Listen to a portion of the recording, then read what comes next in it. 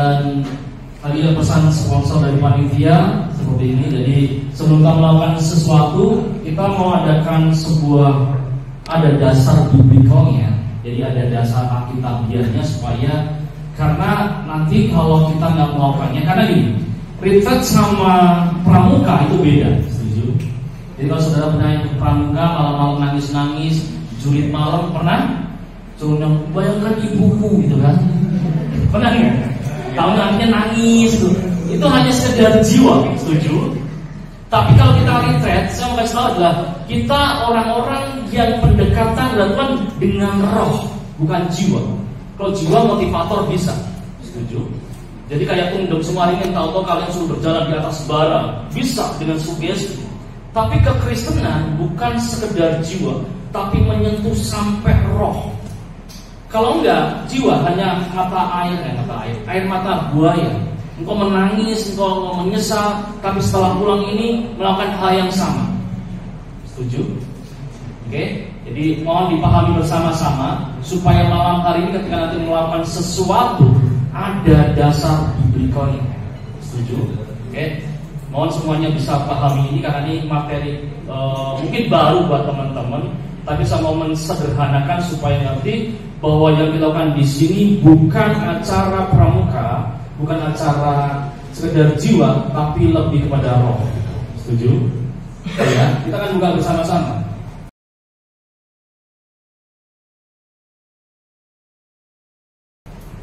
Kita akan bahas tentang legal ground atau dasar hukum.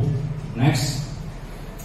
Jadi gini saudara, apa yang kita alami dalam hidup ini, seringkali kita nggak mengerti. Sudah ada settingan, ada sebuah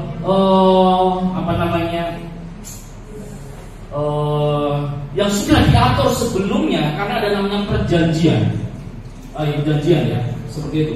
Kita akan buka dulu di 2 Samuel 21 yang bisa boleh membaca bersama-sama. 2 Samuel pasal ke-21.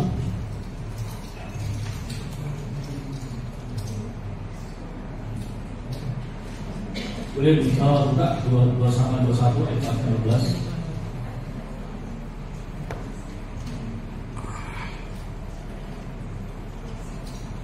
Dalam zaman Daud terjadilah kelaparan selama 3 tahun berturut-turut. Saya ulangi. Dalam zaman Daud terjadilah kelaparan selama 3 tahun berturut-turut. Lalu Daud pergi menanyakan petunjuk Tuhan. Sampai di sini saudara. Jadi pada zaman Daud ada sebuah kelaparan. Bayangkan sebuah kerajaan yang besar, dia menghadapi kelaparan yang hebat dan selama 3 tahun. Bayangkan, kalau saudara kelaparan seminggu gimana rasanya? Ini 3 tahun berturut-turut loh. Jadi di masalah yang sangat besar, bahkan seorang Daud, seorang raja tidak mampu menangani masalah itu. Dan kita melihat, dan akhirnya Daud menanyakan kepada Tuhan, kenapa ada kejadian? Kok dia seorang raja memerintah sebuah bangsa yang besar, terjadi kelaparan yang selama 3 tahun kok gak berhenti-henti? Ternyata pada Saul dan keluarganya melekat hutang darah karena ia telah membunuh orang-orang Gibeon. Oke, di sini mulai ngerti. Yang bersalah Saul, tapi yang menanggung hukuman adalah Daud. Coba lihat ini. Ayat kedua. Lalu raja memanggil orang-orang Gibeon dan berkata kepada mereka, orang-orang Gibeon itu tidak termasuk orang Israel, tetapi termasuk sisa-sisa orang Amori. Dan walaupun orang Israel telah bersumpah kepada mereka, Saul berikhtiar membasmi mereka dalam kegiatannya untuk kepentingan orang Israel dan Yehuda. Siapa Gibeon? Kita buka di dalam tadi Yosua. Kembali ke tadi. Kenapa kok sampai Daud menanggung kesalahan Saul? Kenapa Saul melakukan kejahatan itu? Ternyata di zaman Yosua pasal ke-9. Yosua pasal 9 kita baca bersama-sama.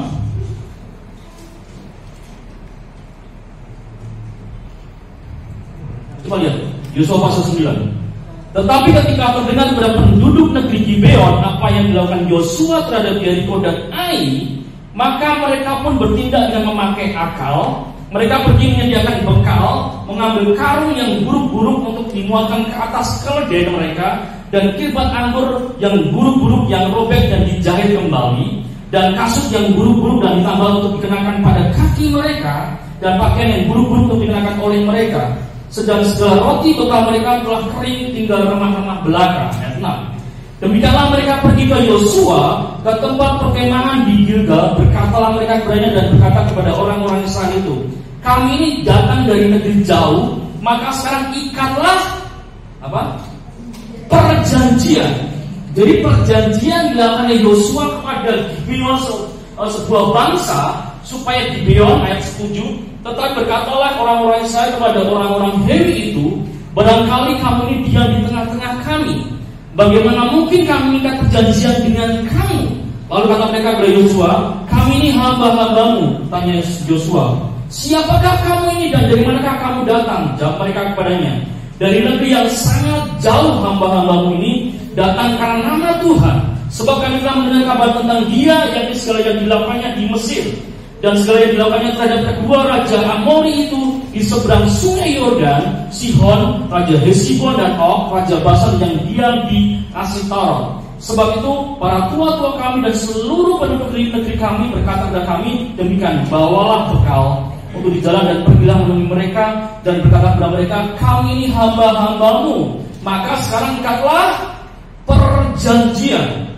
Saudara lihat, Gibeon melakukan perjanjian dengan Yosua supaya apa? Inilah roti kami, masih panas ketika kami bawa sebagai bekal dari rumah pada hari kami berangkat berjalan mendapatkan kamu. Tetapi sekarang lihatlah telah kering dan tinggal remah-remah belaka. Inilah kibat-kibat anggur yang masih baru ketika kami mengisinya, tetapi lihatlah telah robek. Inilah pakaian dan kasut kami, semuanya telah buruk-buruk karena perjalanan yang sangat jauh itu. Lalu orang-orang Israel mengambil bekal orang-orang itu, tetapi tidak meminta keputusan Tuhan. Maka Yosua mengadakan persahabatan dengan mereka dan mengikat perjanjian dengan mereka bahwa ia akan membiarkan mereka hidup, dan para pemimpin umat itu bersumpah kepada mereka. Jadi zamannya Yosua, dia mengikat perjanjian dengan orang Gibeon supaya tidak dibunuh. Siapa yang melakukan perjanjian? Yosua. Setelah Yosua beberapa tahun kemudian, bahkan beberapa ratus kemudian, ada raja namanya Saul melanggar perjanjian dilakukan oleh Yosua. Oke, zamannya Saul, Gibeon dibunuh, dan akhirnya zamannya Daud mengalami kelaparan. Sampai sini ngerti maksudnya? Daud yang melakukan perjanjian, tetapi menanggung akibat dari perjanjian nenek moyangnya. Jadi mungkin saudara, apa yang kalian alami di hari-hari ini, mungkin kau sudah kena sakit penyakit, kena keluargamu tahu berantakan, cerai, ada namanya kau bangkrut orang tuamu, mungkin ada perjanjian dari masa lalu yang dilanggar, sehingga kita kena namanya dampaknya. Saya mau cerita sedikit gini. Tahun 2017 saya mengalami sesuatu yang sangat-sangat tragis bagi saya. Saya bangun sebuah bisnis dan hampir 2M habis, dan melibatkan banyak orang, banyak hamba Tuhan, banyak teman-teman terlibat dalam bisnis saya. Dan akhirnya waktu itu hancur semuanya, dan saya harus kehilangan banyak uang dan harus menggadaikan sertifikat semuanya, dan saya harus lari ke Jakarta waktu itu. Karena semua investor datang ke saya, ada yang mau bunuh, ada yang mau culik anak saya, benar-benar posisi di mana nggak ada orang yang dekat. 2M saudara. Dan saya lari ke Jakarta karena bukan menghindar ya, tapi ada tekanan-tekanan bahkan sampai ke masalah hukum, dan saya nggak tahu caranya gimana. Akhirnya saya harus masukkan sertifikat 3 ke bank saudara, dan per bulan harus 30 juta per bulan. Bayangin saudara, ngeri nggak? Saya udah atur bisnis saya dengan rapi, saya udah bagus sistemnya, saya bikin programnya, dan semuanya hancur semuanya. Yang saya mau kasih tahu gini, singkat cerita bahwa apa yang saya alami ada sangkut pautnya dengan pola dari orang tua saya. di usianya seperti saya waktu 2017, orang tua saya mengalami kebangkrutan, hancur total. Saya sebagai anak mengalami pola yang sama yang dilakukan oleh orang tua. Nanti maksudnya ini contoh aja. Ternyata ketika orang tua kita mengalami apa, setan tahu bahwa keluarga ini punya ke DNA yang istilahnya lemahnya di mana. Engkau akan diujikan hal yang sama seperti orang tuamu atau kakekmu atau kakek buyutmu.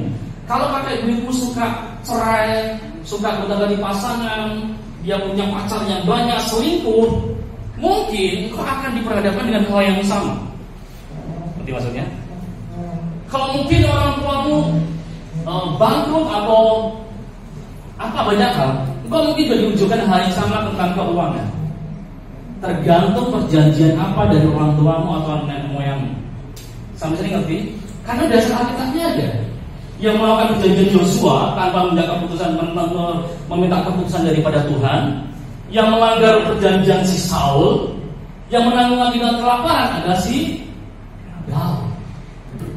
Coba mulai berpikir saudara, adakah pola-pola yang tidak wajar dalam kehidupanmu? Karena ada pola dari keluarga. Coba pikirkan 1-2 menit. Ada nggak? Kok seperti ini ya? Atau mungkin masalah trauma di masa kecil. Engkau nggak punya bapak mungkin, sehingga engkau kehilangan figur seorang bapak, sehingga ketika mencari pacar yang tua-tua, udah maksud saya, engkau umur 20 tapi pacarnya umur 40 gitu. Karena kehilangan figur bapak. Itu maksud saya. Bahkan ada di kampus-kampus jadi ayam kampus. Udah maksud saya. Tahu ayam kampus tahu ya? Nah, seperti itu. Atau engkau nggak punya figur ibu gitu kan, karena engkau ditinggal ibu selalu kerja, engkau mungkin meninggal. Akhirnya ketika engkau punya pacar yang cowok-cowok, engkau suka yang tante-tante. Karena engkau butuh perlindungan, engkau nggak pernah dapat sosok dari ibu gitu. Atau engkau punya, maaf yang laki-laki, engkau suka pada yang masih SD kelas 3.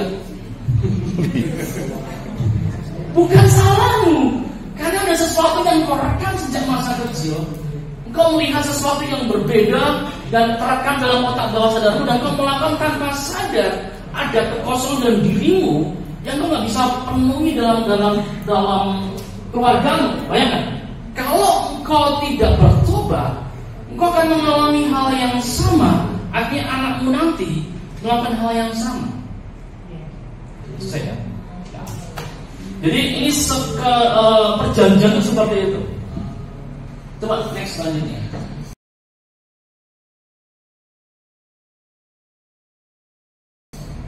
Konsep perjanjian adalah ketika yang membuat perjanjian sudah meninggal, maka ahli waris menjadi pewaris perjanjian tersebut. Contoh ini, ada seseorang punya hutang ratusan juta. Terus akhirnya dia udah bayar, akhirnya tinggal beberapa puluh juta dan meninggal. Terus menagih hutangnya kepada siapa nagihnya? Kepada siapa yang nagih? Anaknya. Kenapa anaknya? Padahal anaknya nggak pernah ngerti uangnya, nggak pernah makan uangnya. Tapi yang menanggung anaknya, kenapa? Ahli waris. Jadi ada perjanjian kutub dari nenek moyang kita yang kita nggak melakukan apa-apa, tapi terkena dampaknya. Contoh tadi pagi kita udah belajar untuk perjanjian Taman Eden. Adam yang melakukan, Hawa yang melakukan, tapi kutubnya sampai sekarang masih ada. Yang laki-laki susah payah mencari rezeki, nafkah bisa atau uang gitu. Saudara kuliah yang laki-laki kan lulus cari apa? Uang buat apa? Memenuhi kebutuhan. Tahu-tahu umur 70, umur 80 akhirnya punya anak. Kalau kalian meninggal, anaknya sama. Pola dunia itu seperti itu. Engkau mencari pekerjaan, cari uang untuk memenuhi kebutuhan.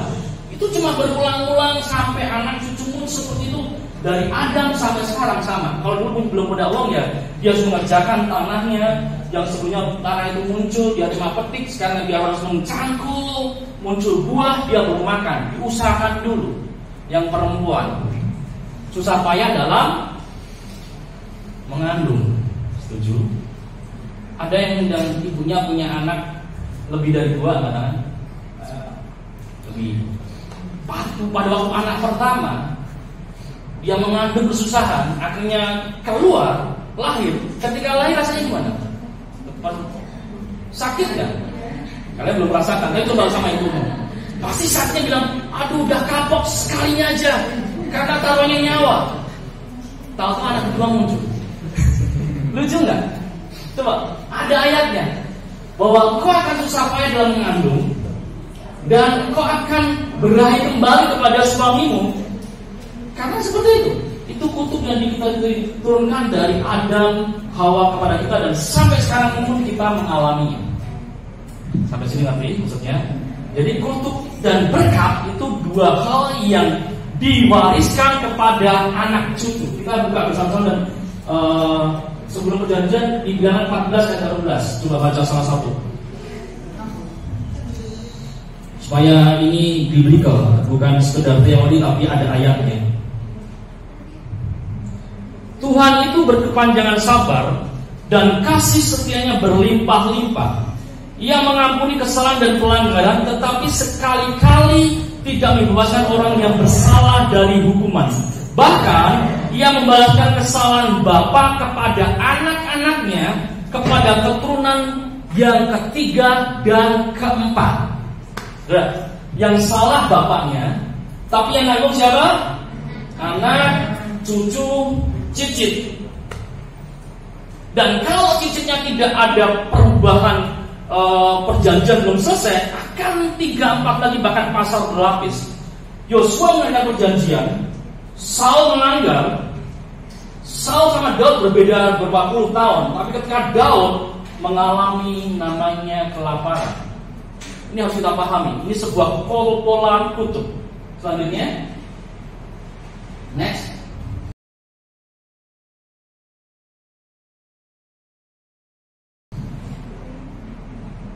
Kita lihat slide selanjutnya. Ada pola-pola tertentu dalam sikap dan perilaku kita yang cenderung berulang dalam suatu garis keluarga. Pertanyaannya, sejarah apa yang sedang kita buat dan kita wariskan nantinya? Jadi kalau orang tua kita punya pola dan kita nggak menghentikan sekarang, akan terjadi pola-pola selanjutnya karena kita nggak menghentikan perjanjian itu. Kalau Daud tidak mencari petunjuk Tuhan, kelaparan akan terus berlangsung. Ya, gitu ya. Akhirnya Daud mencari petunjuk Tuhan. Ceritanya begini. Dan akhirnya dia ngomong sama orang Gibeon, apa yang harus dilakukan supaya kelaparan ini berhenti? Akhirnya orang Gibeon ini, serahkanlah keturunan dari Saul supaya aku gantung di halaman. Ketika diserahkan dan digantung, ada korban yang dikorbankan, kelaparan selesai. Ada korban darah di situ, perjanjiannya selesai. Jadi artinya caranya menghentikan kutuk gimana? Karena gini, ketika kita lahir, berkat dan kutuk itu diturunkan bersama-sama kepada kita. Berkat juga turun, kutuk juga turun. Ini contohnya, kita akan buka bersama-sama.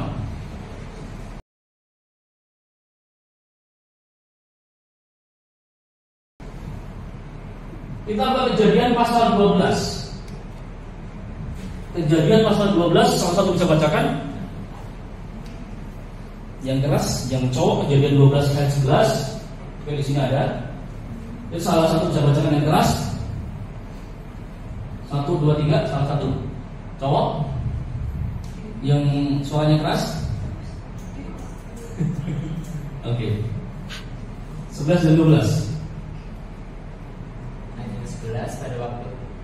Pada waktu ia akan masuk ke Mesir, berkatalah ia kepada Sarai istrinya, memang aku tahu bahwa engkau adalah seorang perempuan yang cantik parasnya. Apabila orang Mesir melihat engkau, mereka akan berkata, itu istrinya. Jadi mereka akan membunuh aku dan membiarkan engkau hidup. Terus katakanlah bahwa engkau adikku, supaya aku diperlakukan mereka dengan baik, karena engkau dan aku dibiarkan hidup oleh sebab engkau. Bagi Abraham, berbohong untuk kebaikan itu adalah baik. Tapi saudara, dosa tetap dosa, kesalahan tetap kesalahan. Abraham memberikan berkat kepada Ishak bahwa keturunannya akan seperti pasir di laut dan bintang di langit, bahkan jadi berkat dimanapun. Tapi bersamaan dengan berkat, kutuk juga diberikan atau kesalahan. Coba lihat selanjutnya Kejadian 26 ayat 1-11. Jadi Abraham melakukan kesalahan, menganggap istrinya adalah adiknya kalau ketemu sama orang supaya tidak dibunuh. Kejadian ini, maka timbullah kelaparan di negeri itu. Ini bukan kelaparan yang pertama yang telah terjadi dalam zaman Abraham. Sebab itu Ishak pergi ke Gerar kepada Abimelek, raja orang Filistin. Lalu Tuhan mengamankan di Desta berbilang, janganlah pergi ke Mesir. Diamlah di negeri yang akan kukatakan kepadamu. Tinggallah di negeri ini sebagai orang asing, maka aku akan menyertai engkau dan memberkati engkau. Sebab kepada mula dan kepada keturunanmu akan kuberikan seluruh negeri ini, dan aku akan mendapati sumpah yang telah kuikrarkan kepada Abraham ayahmu. Jadi Ishak juga menerima berkat dari Abraham. Tetapi ayat kelima, karena Abraham telah mendengar firman-Ku dan memelihara kewajibannya kepadaku, yaitu segala perintah, ketetapan dan hukum-Ku, dan tinggal Ishak di Gerar. Lihat ayat 7. Ketika orang-orang di tempat itu bertanya tentang istrinya, berkatalah dia saudara. Ishak melakukan hal yang sama yang dilakukan oleh Abraham. Sampai sini ngerti? Ishak dapat berkat dari Abraham, juga mendapatkan kutuk dari Abraham. Ini mungkin agak berbeda. Cuma saya mau kasih tahu ini fakta nih. Meskipun Abraham memberikan berkat pada Ishak, Ishak pun melakukan kesalahan yang sama, bahwa menganggap bahwa Ribka, kalau nanti ketemu seseorang, jangan bilang kamu adalah istriku. Kalau kamu bilang istriku, mungkin aku dibunuh. Sampai ngerti? Abraham memberikan berkat dan kutuk kepada Ishak. Kita pun analoginya, kita juga dapat berkat dari orang tua, dapat kutuk dari orang tua. Sampai sini ngerti? Ngerti ya? Kita lanjutkan pelajarannya. Next.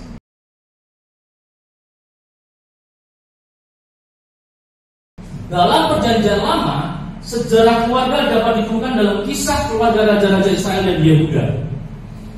Alkitab mencatat ke-19 raja Israel sebagai raja-raja jahat, berdosa karena menyembah berhala dan melakukan dosa-dosa lainnya.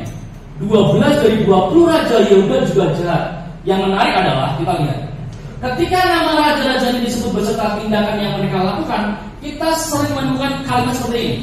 Ia hidup menurut tingkah laku ayahnya dan menurut dosa ayahnya. Jadi anaknya melihat apa yang dilakukan. Dia mungkin waktu kecil melihat ayahnya melakukan dosa, itu terekam dalam pikirannya. Jadi ketika dia dewasanya, ketika ada masalah, yang teringat ada seperti ayahnya. Jadi di sini ada kalimat ia hidup menurut tingkah laku ayahnya dan menurut dosa ayahnya. Juga disebutkan dosa-dosa itu, tetapi di sisi lain demikian juga perbuatan yang dilakukan oleh raja-raja yang baik. Kita sering menemukan frasa tepat seperti yang dilakukan oleh ayahnya, atau tepat yang seperti yang dilakukan oleh Daud bapa leluhurnya. Jadi dari konsep ini, seorang raja pun meskipun dia punya kekayaan, dia punya kekuasaan, tetap ada dosa, ada berkat, ada kutuk yang menyertai dia. Saya mesti ngerti. Jadi saya berbicara bukan karena sesuatu, tapi karena ini sebuah pengalaman, saudara.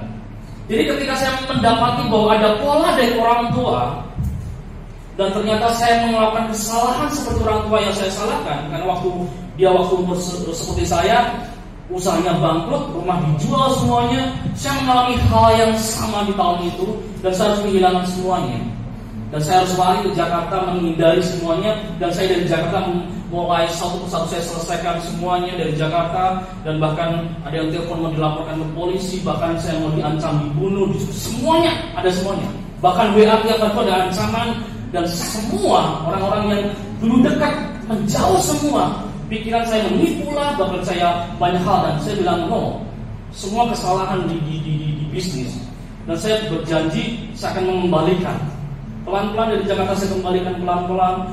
Dari bank harus bayar 30 juta, dari investor saya harus kembalikan pelan-pelan. Ketika 2019 mulai berangsur-angsur surut, saya pulang ke Solo. Saya temui satu persatu mereka dan saya minta maaf. Selama saya masih hidup saya akan kembalikan itu. Meskipun suara di luar sana kuat jeleknya minta ampun. Bahkan semua berkata, wah Pak Iwan itu penipu, wah banyak sekali. Tapi saya bilang no, saya tetap mau bertanggung jawab. Akhirnya satu persatu selesai semua. Akhirnya dari bank yang dari 3 bank saya mulai bisa ambil satu persatu. Dan puji Tuhannya pelan-pelan saudara, ketika saya punya etikat baik dan saya menyelesaikan pola-pola ini ya saudara, ternyata di kekristenan ada sebuah fasilitas untuk menghentikan namanya kutuk itu.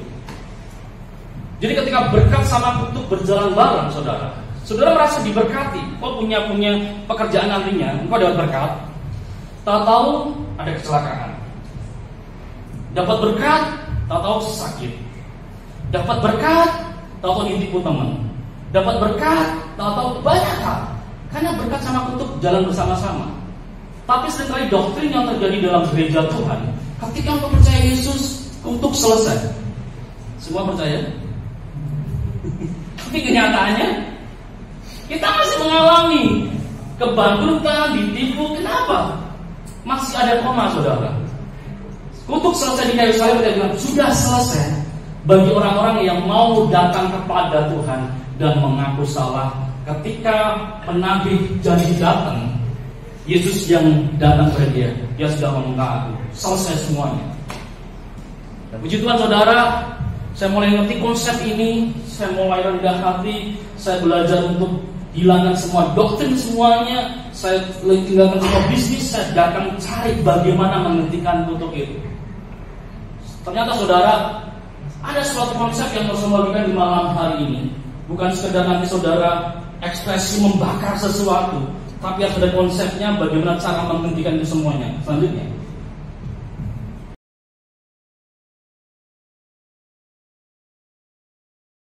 bagaimana sejarah keluarga seperti bisa diwariskan? Next. Yang pertama adalah pola genetik. Jadi saudara, kalau ada genetik, ada sebuah keluarga, dia mungkin masalah keuangan oke. Tapi masalah keluarga, KDRT, perceraian, perselingkuhan, mungkin dia nggak kuat. Di satu sisi keluarga ini bagus di dalam masalah dia taat ke gereja, tidak pernah selingkuh, tidak pernah cerai, tapi masalah keuangan dia kacau. Jadi setan, pendakwa itu, yang menagih janji itu, dia tahu kelemahan setiap keluarga-keluarga. Jadi setiap keluarga punya pola yang dia baca. Kapan aku harus datang kepada keluarga ini, kepada anaknya? Ada jatuh tempo saya akan datang kepada anaknya ini dan membuat apa? Dicuri, dibunuh, dibinasakan. Jadi tugasnya pendakwa atau setan, Yohanes 10:10 adalah apa? Pencuri datang untuk mencuri, membunuh, membinasakan. Jadi ketika ada saudara punya celah sedikit, dia akan masuk ke dalam, mencuri damai sejahteramu, mencuri kepercayaan, mencuri segalanya. Akhirnya dibinasakan supaya engkau tidak Yesus-Yesusan, tidak agama, tidak gereja-gerejaan. Dimulai dari pola ini. Jadi dia melihat, oh keluarganya ini salahnya di sini, dia akan masuk di situ. Atau mungkin nenek moyang kita pernah punya pesugihan. Kita nggak percaya tentang itu karena kita banyak masalah teknologi pada kalian hidup di zaman ketika lahir sudah ada handphone. Tapi di zaman saya, masalah pesugihan, masalah kejawen, keris bisa terbang, itu saya pernah melihat. Saudara mungkin nggak bisa lihat. Pernah lihat keris terbang? Pernah? Pernah. Di zaman saya, mata kepala saya di depan saya dia bisa terbang, naik ke atas atau hilang sendiri. Ketika di bawah atau diterbang sendiri. Di zaman saya masih ngerti seperti itu. Terus tahu-tahu ada sesuatu yang di luar nalar gitu kan. Sekarang mungkin saudara nggak pernah lihat. Tapi gini, yang dilakukan oleh nenek moyang kita itu bisa ke kita tanpa kita melakukannya, karena itu namanya jatuh tempo. Mungkin pesugihan, orang tuamu dulu waktu nenek moyang melakukan pesugihan, tapi tahu-tahu kita yang melakukan istilahnya sering tidak punya uang, kita merasa mau gerak sedikit tahu-tahu bangkrut. Kita lihat orang tua kita usaha sedikit tahu-tahu ditipu. Orang tua kita banyak hal karena mungkin kesalahan dari nenek moyang. Itu genetik. Yang kedua, pola didikan. Ini tadi terjadi gini. Kalau saudara menemukan dalam sebuah keluarga, makanya tadi ada timbul penyelewengan seksual.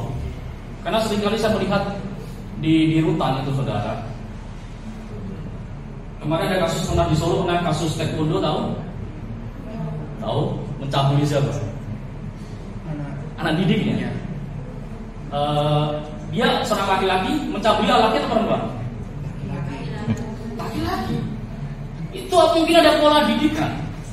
Ketika saya masuk ke rutan, saya ketemu dengan orang ini, namanya si A. Saya datang kepada dia. Dia tulis seorang Katolik. Tapi ketika saya datang ke sana, dia jadi mualaf. Dia sering ke masjid. Saya bilang, bro, karena saya kenal juga. Kenapa? Ya, saya bilang, tapi saya juga menikmati. Bayangin.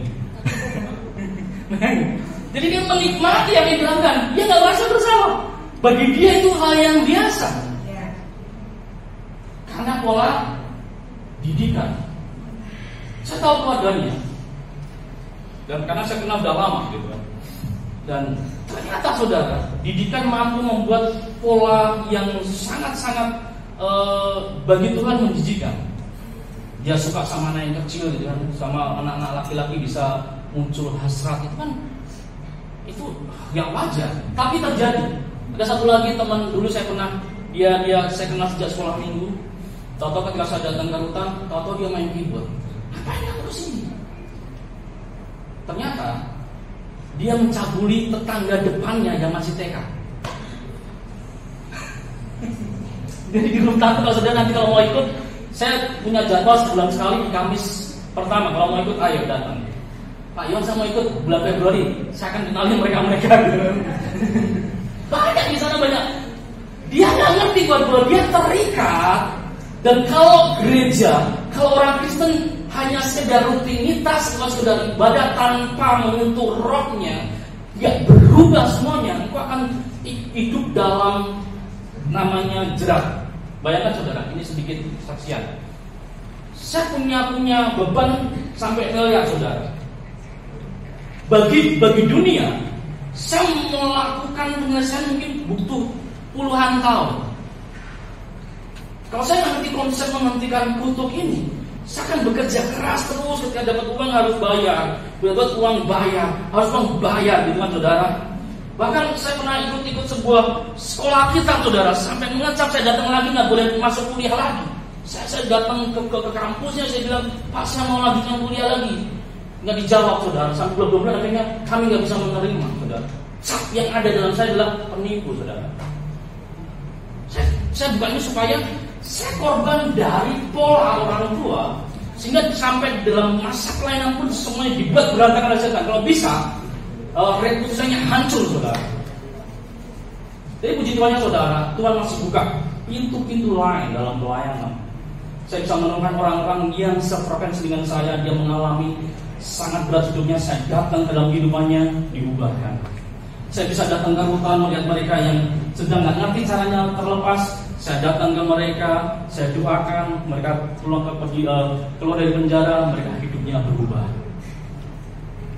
Puji Tuhannya di malam hari ini konsep itu saya membagikan buat teman-teman supaya saudara terlepas dari warisan rohani itu, dari Taman Eden tidak terjadi pada saudara. Mungkin saudara, aku nggak pernah alami kok. Tahu jatuh tempo? Jatuh tempo itu tidak tahu kapan datangnya. Berkat sama kutuk juga jatuh tempo. Kamu nggak ngerti berkat itu datang kapan. Kutuk nggak tahu kapan datangnya. Kita cuma bersiap.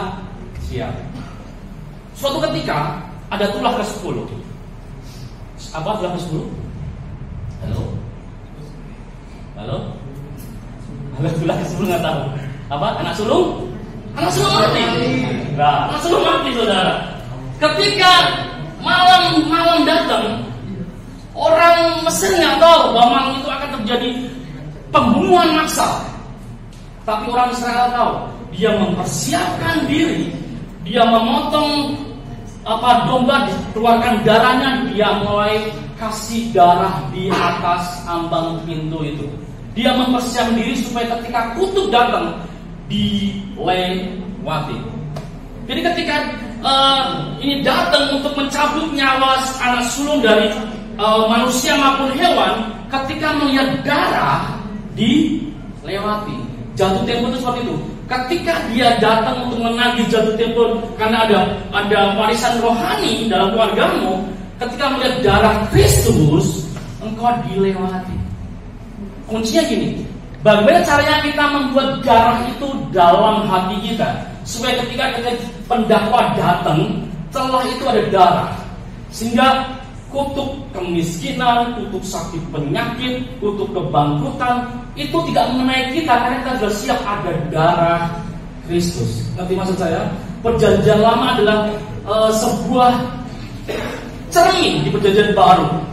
Jadi ketika kutuk itu datang, ada darah, dia dilewati. Berkat datang, ada darah, kita diberkati. Ngerti maksudnya ini? Jadi darah itu menentukan kita dapat berkat atau kutuk. Tapi kalau tidak ada darah, engkau percaya Yesus, berkat datang, kutuk datang juga. Ngerti maksudnya? Jadi percaya Yesus itu cuma setat, saudara. Setat itu hanya lahir baru, itu cuma sekedar kamu dapat keselamatan, dapat surga. Tapi perjalanan ini butuh darah Kristus yang mengawal kita, supaya ketika jatuh tempo berkat datang, kutuk datang, berkat masuk, kutuk berhenti. Amin. Ngerti maksudnya? Tapi seringkali doktrin terjadi kalau kita percaya Yesus, kutuk sudah selesai. Memang benar. Tapi bagi siapa yang mau mengakui kesalahannya nenek moyangnya sebagai kesalahan dia, sehingga ketika kutuk datang, aku sudah selesai dengan darah Kristus. Ini yang saya lakukan 5 tahun yang lalu. Saya mencoba menghentikan kutuk kebangkrutan. Karena saya pola gini, sejak saya lulus, saya bekerja, saya punya pola gini. Saya punya bisnis bagus, bisa beli rumah, beli mobil, tahu-tahu hilang semuanya. Mobil hilang, rumah hilang semuanya. Saya mulai lagi, saya usaha baru lagi, naik lagi, bisa beli mobil lagi, punya rumah lagi, tahu-tahu hilang dalam sekejap, hilang semuanya. Kok bisa seperti itu? Ternyata pola kutuk dari orang tua. Dan ketika saya mengerti pola ini, ternyata jawaban satu, datang kepada Yesus, minta perlindungan, minta pembelaannya. Ketika ada kutuk kebangkrutan datang, ada darah Kristus, saya dilalui. Puji Tuhan, sampai detik ini saya nggak pernah mengalami kebangkrutan yang sangat-sangat parah seperti tahun-tahun yang lalu. Akhirnya saya memutuskan diri untuk melayani Tuhan sepenuh waktu. Saya ngerti caranya dapat uang dari mana. Yang ku tahu adalah ketika saya tahu dia Jehovah Jireh, dia menyediakan tempat pada waktu ini. Sampai suatu ketika, ini kesaksian, saya diperhadapkan dengan anak-anak yang ikut menderita waktu kami di Jakarta. Sampai 3 hari mereka cuma makan sambal sama nasi 3 hari, bayangkan. Saya melihat mereka, aduh kok kamu ikut menderita sama gara-gara kesalahan. Nangis saya, saudara. Gara-gara kesalahan saya yang fatal, anak-anak saya nggak bisa makan, tidur hanya 2 kali 1. Saya nggak bisa menikmati, seharusnya mobil hilang, rumah hilang, teman-teman nggak percaya lagi, bahkan gereja nggak percaya lagi, semuanya hancur. Saya bilang sama anak-anak, tenang, kita punya pembela Yesus. Ketika datang ke sekolah, saya bilang, kamu sekolah mana? Akhirnya kami berani untuk masuk sebuah sekolahan yang bagi saya tidak mungkin bagi seorang hamba Tuhan. Saya datang ke sekolahannya, saya bilang, ketika saya ambil formulirnya, saya lihat angka yang di situ. Tuhan, ini angka yang gak mungkin bagi seorang hamba Tuhan. Dan saya bilang sama anak ini, nak, kamu berdoa. Kamu sering melihat mujizat ketika kita di Jakarta. Pernahkah kamu ingat gak ketika kamu minta apel? Anak yang kecil umur 4 tahun, Dedi minta apel. Saya bilang, Dedi gak punya uang untuk beli apel. Ya udah, dia ambil sebuah buku, ada apelnya, dia mau warnai. Terus ketika warna sudah selesai, warna merah apelnya, dia kumpul semuanya. Kita berdoa di dalam nama Yesus, jadi apel beneran. Saya nangis, saudara. Melihat anak iman anak sekecil ini luar biasa. Saya nangis, Tuhan, kok aku nggak bisa, cuma apel nggak bisa membelikan gitu. Penghiburannya, setelah beberapa menit kemudian ada telepon berderi. Pak Yohan nanti setelah pulang datang ke rumah saya ya, di teman gereja. Jam 5 sore saya datang ke rumahnya. Ketika saya buka gerbangnya, dia bilang, ini buat Eudia, nama dosen nama Eudia. Sekresek apel merah. Wah, saya nangis saudara. Sangat wow, doa Tuhan kabulkan. Karena gini saudara, ketika engkau mengandalkan Tuhan, engkau diberkati. Kalau engkau mengandalkan manusia, terkutuk. Jadi doa adalah engkau sedang memberikan proposal kepada Tuhan. Tuhan menaruh benih kebutuhan kepada orang-orang sekitar itu. Makanya ketika di Solo, saya lihat angka itu, saya bilang, nak berdoa. Kalau hari H ada uang, berarti kamu sekolah di situ. Kok nggak sekolah negeri aja yang gratis? Saya bilang no. Kamu sudah ikut menderita di Jakarta. Aku mau menyenangkan hatimu. Saya bilang soal anak yang pertama. Ketika hari H sudah, apa yang terjadi? Jaman nggak ada uang. Jam 9 nggak ada uang. Jam 12 nggak ada uang. Sampai sekolah tutup nggak ada uang. Saya bilang ini, hari ini sampai jam 12 malam. Kalau hari ini tidak ada uang, berarti kau sekolah yang lain. Sampai jam 9 malam saudara. Tahu di rekening saya muncul uang, saya bisa bayar sekolah itu. Saya bilang ini bukan uang Gedi, ini dari Tuhan. Kamu sekolah baik. Oh saudara, saya melihat bahwa pembelaan Tuhan luar biasa. Sekarang kelas 6, 5 tahun ini Tuhan pelihara, bahkan SPP-nya itu 2 kali UMR Solo Tuhan bisa genapi. Dari mana? Itu cara Tuhan. Ketika kutuk selesai, hanya berkat yang mengalir. Engkau meskipun hamba Tuhan tidak pernah menerima PK. Bayangkan saudara, diundang kemana-mana kasih PK, Tuhan kasih panitianya. Uangnya dari mana nanti? Bensin apa? Aku yang tanggung. Tuhan nggak begitu kan? Sampai ke NTT kalau Timor Leste, nggak usah terima PK. Kamu harus memberkati. Kami bikin seminar, kami pulang kasih mereka PK satu persatu. Berapa dolar ini? $10 ada sekitar 20 orang kita kasih $10 karena di sana pakai dolar Amerika. Uangnya dari mana? Nggak tahu. Tuhan kita kaya. Yang sama saksi adalah bukan masalah berkatnya enggak, tapi ketika kutuk selesai hanya berkat yang ngalir. Jadi berkat ngalir tidak ada namanya sakit penyakit. Berkat ngalir tidak ada ditipu teman. Berkat mengalir tidak ada namanya handphone atau rusak, tahu ganti handphone baru. Berkat mengalir kecelakaan. Nah, seperti itu. Yang sama dengan malam hari ini, yuk kita mencoba untuk hentikan kutuk itu, supaya kau melihat bahwa Tuhan kita, Tuhan yang membela hidup kita. Amin.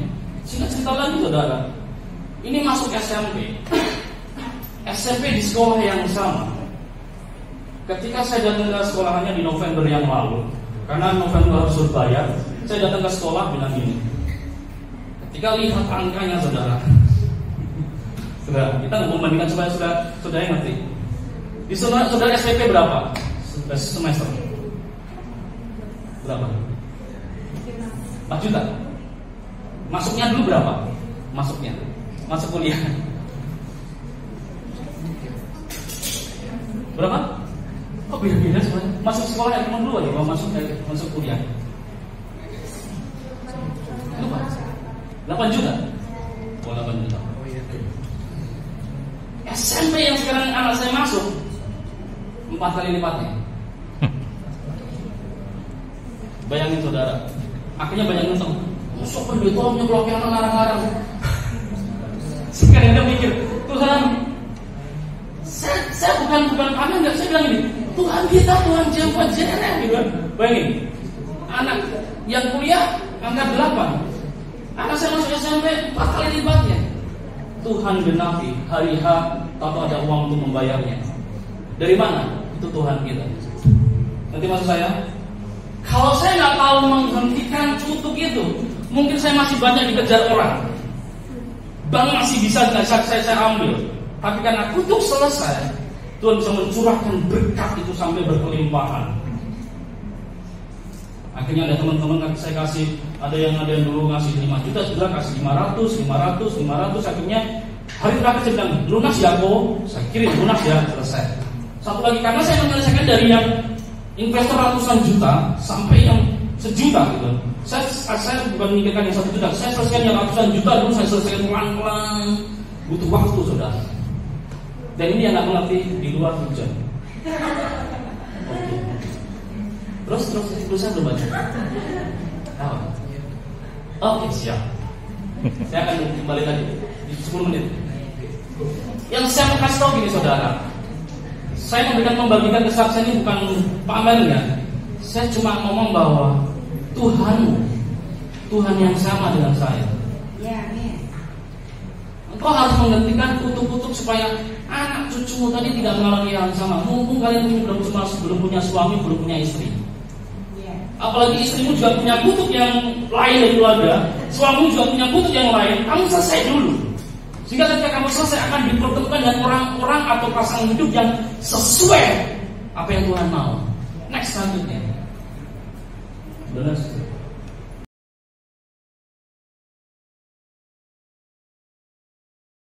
Terus next. Kristus telah menebus kita dari kutuk hukum Taurat dengan jalan menjadi kutuk karena kita. Sebab ada tertulis, terkutuklah orang yang digantung pada kayu salib. Jadi ketika Yesus digantung kayu salib, dia sedang mengumpulkan kutuk seluruh dunia masuk ke dalam dirinya dan berkata, Eloi, Eloi lama sabachthani, dan sudah selesai. Jadi kalau ini sudah selesai, sekarang respon kita datang kepada dia untuk mengaku salah, supaya ketika pendakwa datang ada pembela namanya Yesus, ada darah Kristus, kita dilewati. Itu kuncinya saudara. Kita hanya sekedar mengaku, nggak pakai uang, pakai mulut kita kayak tadi di Taman Eden. Cuma ngaku bahwa aku juga pelaku kejahatan seperti Hawa, ibuku gitu kan. Aku ngaku salah karena Hawa sudah meninggal, saya dapat kutuk warisan itu, saya ngaku salah di hadapan Yesus. Ketika kutuk bekerja datang, kita dibebaskan. Kita tetap bekerja, tapi dengan prinsip yang berbeda. Oke? Terus tugas kita apa? Ada lagi?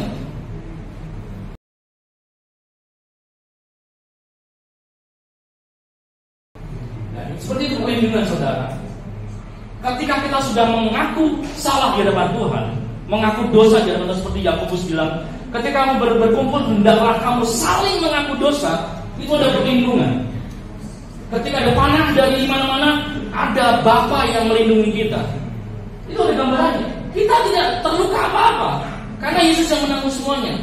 Tugas kita malam hari ini adalah, coba kalau dosa aktif, kita sudah pernah ngalamin, kita pun bisa menuliskan.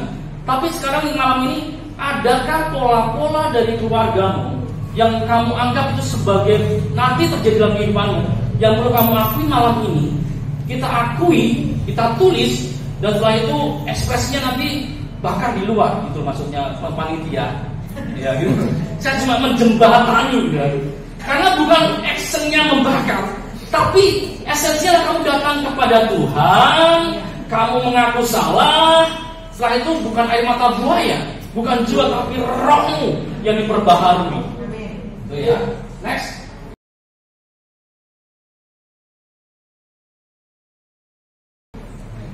Tahukah Anda bahwa di saat kita berdosa, musuh kita si jahat ingin agar kita hanya diam saja dan membuat ini menjadi rahasia dengannya, agar dia bisa mengontrol dan mengendalikan diri kita, membuat kita sulit untuk didamaikan dan dipulihkan. Tetapi di saat kita berani untuk mengakui dosa dan kesalahan yang kita buat, maka si jahat tidak lagi punya kendali atas hidup kita, dan pada saat itu proses pemulihan bisa terjadi. Malam hari ini mulai kita terbuka, tulis semuanya di kertas yang bagian panitia. Aku mau selesai malam ini. Kalau aku punya kutuk kemiskinan, saya mau tulis hari ini aku sudah selesai. Kutuk sakit penyakit sudah selesai di hari ini. Coba pegang kertasnya. Udah ada kertasnya? Ada? Oke. Oh belum? Oh belum. Bagikan, ini pesan dari panitia malam ini. Action membakar gampang saudara, tapi untuk mengakui next dengan oke. Silakan dibagi. Aku telah mati dan tinggalkan cara hidupku. Yang lain yuk, isi di sini yang masih kosong. Yuk. Semuanya sia-sia dan tak berarti lagi. Katakan hidup ini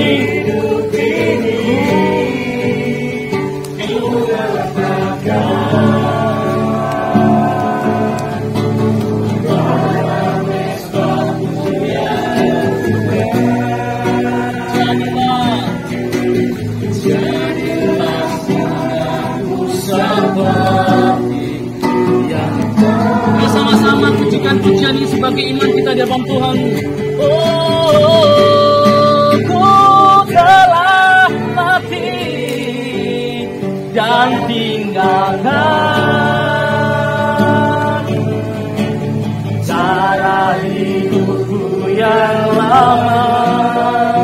Semuanya sia-sia, semuanya sia-sia dan tak berarti.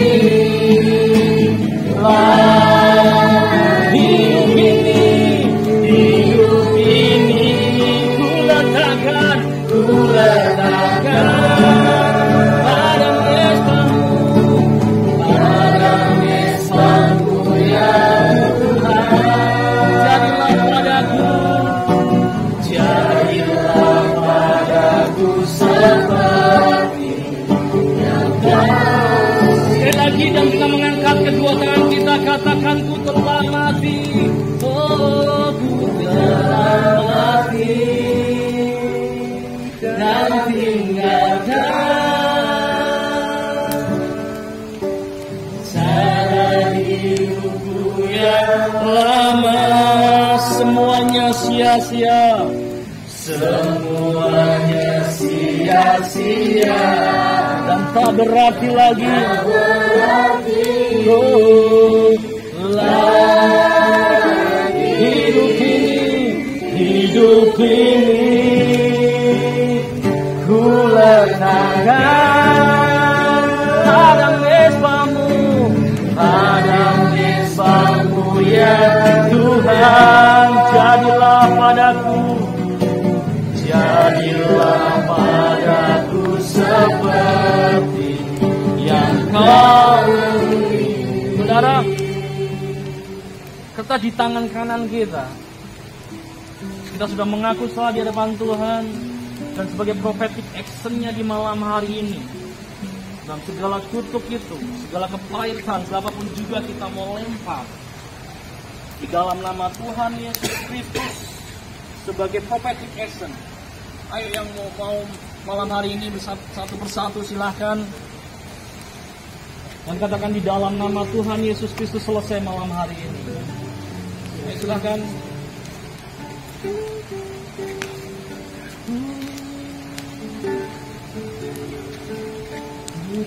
Dalam mati dan tinggalkan cara hidupku yang lama. Semuanya sia-sia, tak berarti lagi. Hidup ini ku letakkan pada mesbah-Mu ya Tuhan. Jadilah padaku seperti yang Kau ingin. Saudara, terima kasih buat malam hari ini. Kami selesai di malam hari ini. Terima kasih buat jamaah-Mu, buat penampunan-Mu, buat segalanya yang terbaik di pagi hari dan bahkan sampai malam hari ini. Terima kasih Tuhan. Kami bersyukur, kami beriman kepada Tuhan sudah selesai, sudah selesai akan tulis menjadi sebuah janji kami Tuhan. Kami sudah selesai di hadapan Tuhan. Buat malam hari ini kami melanjutkan acara selanjutnya. Tuhan pimpin, Tuhan sertai kami semuanya di dalam satu nama Tuhan kami Yesus Kristus yang saya katakan amin. Tepuk tangan buat Tuhan. Oke, silakan duduk.